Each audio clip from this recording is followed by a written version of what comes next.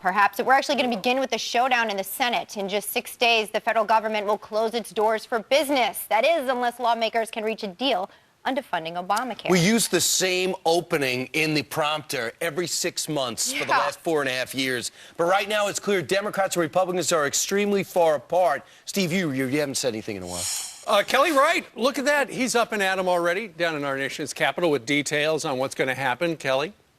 Steve is anybody's guest right now. Elizabeth and Brian, good morning to all three of you. The political battle lines over Obamacare and a possible government shutdown are clearly drawn now. Senate Majority Leader Harry Reid says the House Republicans issued a ransom demand to defund Obamacare or shut down the government. Reid adds he and President Obama will not support any bill that defunds the Affordable Care Act, but some Senate conservatives say they are determined to try. Senator Ted Cruz, for example, who pushed for House Republicans to add language to defund Obamacare to the bill to keep the government running past September 30th, wants to strip the Affordable Care Act from the Senate bill.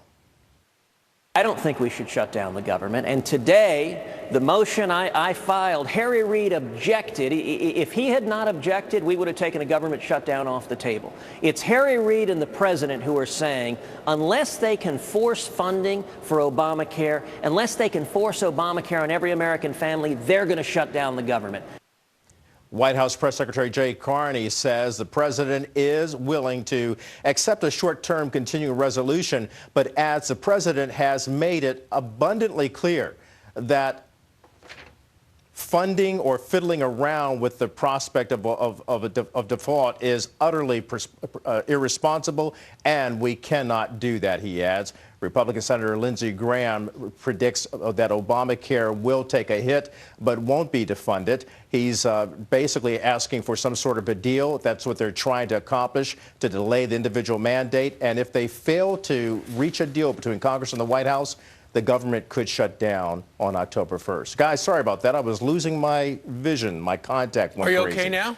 I'm okay now. Okay. No, I thought that was fine, Kelly. Thank you very much. That happens to me, Kelly. All right. Thank you, sir. So Jay Carney calls it irresponsible, but only for Republicans. And he's not the only one trying to paint them as evil lawmakers, Elizabeth. No, not at all. You know, we've heard a lot of not so classy language from the left this week as public opinion starts to turn on Obamacare. Listen to this. We're not going to bow to Tea Party anarchists who deny the mere fact that Obamacare is the law. We will not bow to Tea Party anarchists who refuse to accept the Supreme Court ruled Obamacare to be constitutional. This is playing with fire.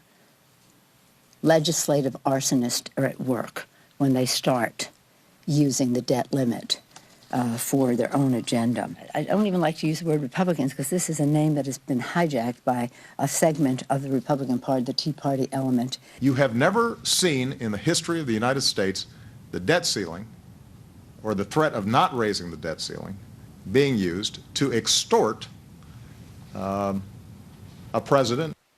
So, you know, if they're using language like that, they obviously have obviously somebody has gotten their attention, and that somebody is Ted Cruz.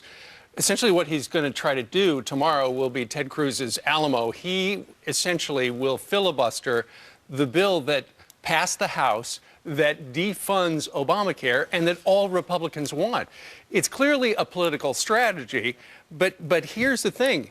Mitch McConnell has already said, I support the House bill that defunds Obamacare, but I'm not going to vote to block it. So in other words, Ted Cruz and Mike Lee right now kind of are out there by themselves. I mean, you listen to that language, too. It's interesting because the administration seems to be more quick with the reflex when it comes to attack language with our own senators than it does maybe respond to actual terrorist attacks that have been happening. I mean, they were late on the ball calling what happened in Kenya a terrorist attack, yet they're using the word hijacked for our own representatives and senators. And I just think it's something obviously we're trying to wrap our brains around this morning. It's just very simple, Elizabeth. This would have been an opportunity, I think, for the president to say, hey, I got some problems with Obamacare, too. Use this as an opportunity to delay the whole plan or part of the plan and say, hey, you know, the the whole personal mandate, let's put that on hold. The whole threshold when it comes to mandatory insuring of employees for businesses, let's put that on hold. That could have been the negotiation, and they could have said, hey, I'm the compromiser in chief. I want to get things done. But that's not what they've chosen to do.